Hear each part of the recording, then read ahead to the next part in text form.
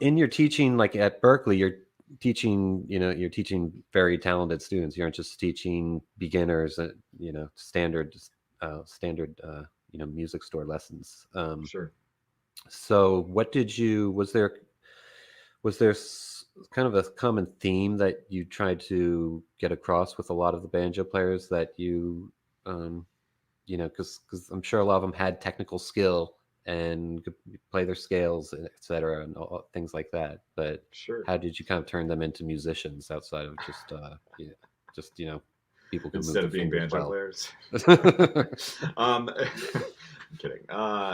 Well, yeah, it's an interesting one, putting the 5 string 3-figure banjo into academia.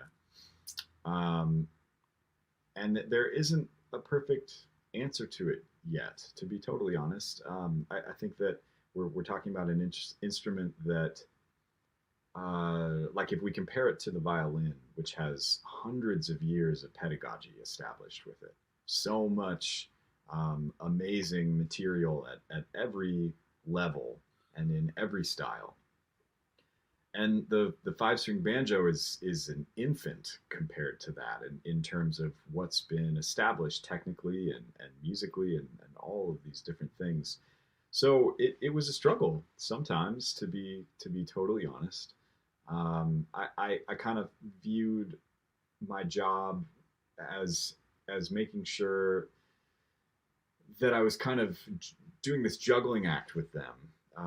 Because I kind of think of the banjo as an instrument that you need to be bilingual on from the get go. We need to learn the language of Earl Scruggs, learn the language of bluegrass banjo, because that really is the closest thing to like the classical pedagogy on that instrument. There's no replacement for learning how to play Scruggs-style really well, what it does for your tone production and timing, and kind of the nimbleness of your right hand.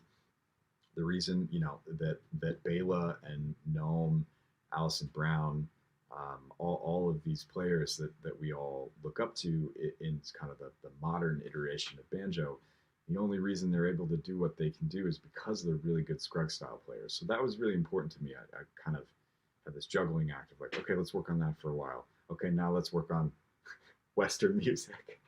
Mhm. Let's work on what everybody else does. And they inform each other in a really beautiful way. But I think that was mostly what I tried to think about. Yeah, I hear what you're saying exactly about the juggling act of these two things of playing, of playing bluegrass and playing you know, more mainstream music or just yeah, harmonically different things like that. Um, Sure. I how do you sometimes I find from just speaking from for myself sometimes I don't play much bluegrass. There's not much bluegrass in New Orleans. Um, Mm-hmm.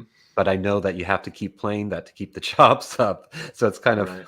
it's this weird balance of trying to do that, but then also trying to play stuff that'll actually you know get you gigs in a non bluegrass setting. Um, Yeah, that's it. That's well, and that question was posed to me quite a bit at Berklee, and every once in a while I would get some pushback on like why am I playing this JD Crow transcription right now? Um, right. you know, I mean, I don't have a perfect answer to it. I think that for me, I know that if I can find a way to be really excited and engaged with something that I know I'm supposed to do, kind of, if Hmm. I can find a way to really to bring a lot of joy into it, that's the way that it works